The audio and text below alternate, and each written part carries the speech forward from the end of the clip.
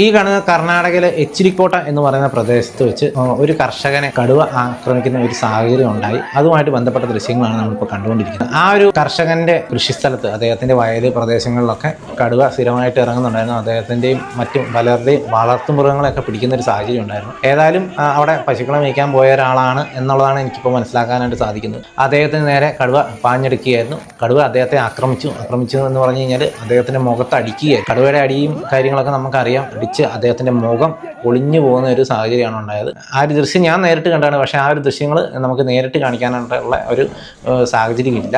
അദ്ദേഹത്തിന്റെ മുഖത്തിനിട്ട് കടുവയുടെ കൈവച്ച് അടി കിട്ടിയതുകൊണ്ട് തന്നെ അദ്ദേഹത്തിന്റെ മുഖം പൊളിഞ്ഞു പോവുകയായിരുന്നു. അദ്ദേഹത്തിന്റെ കണ്ണും അതുപോലെ തന്നെ മൂക്കിന്റെ ഈ ഒരു ദശയുടെ ഭാഗമൊക്കെ ഇങ്ങ് പൊളിഞ്ഞ് ഒരു സൈഡിലേക്ക് തൂങ്ങിയ നിലയിലായിരുന്നു ഉണ്ടായിരുന്നത്. അത് മാത്രമല്ല മേത്തും അടി കിട്ടിയതിന്റെ നഖം കൊണ്ടതിൻ്റെയൊക്കെ പരിക്കും കാര്യങ്ങളൊക്കെ ഉണ്ട്.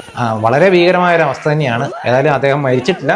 പക്ഷെ അദ്ദേഹത്തിന്റെ മുഖം പൂർണ്ണമായിട്ടും നഷ്ടപ്പെട്ട രീതിയിലാണ്. ഇത്തരത്തിൽ വലിയ ഭീകരാവസ്ഥ തന്നെയാണ് വന്യമൃഗങ്ങളും കൊണ്ട് സാധാരണപ്പെട്ട കർഷകരും സാധാരണ ജനങ്ങളും ഒക്കെ നേരിട്ടുകൊണ്ടിരിക്കുന്നത്.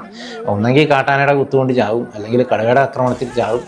കഴിഞ്ഞ ദിവസം നമ്മൾ കണ്ടാണ് ഇടുക്കിയിൽ തന്നെ ഒരു ഫോറസ്റ്റ് ഗാർഡിനെ കടുവ ഭക്ഷിച്ച നിലയിൽ അദ്ദേഹത്തിൻ്റെ കൈയും തലയും മാത്രമേ കിട്ടിയുള്ളൂ എന്നാണ്. ഇത്തരത്തിൽ വന്യമൃഗങ്ങൾ കൊണ്ട് മനുഷ്യർ ഒത്തിരിയധികം ബുദ്ധിമുട്ടുന്ന ഒരു കാലഘട്ടത്തിൽ കൂടെയാണ് നമ്മളെല്ലാവരും കടന്നുപോയിക്കൊണ്ടിരിക്കുന്നത്.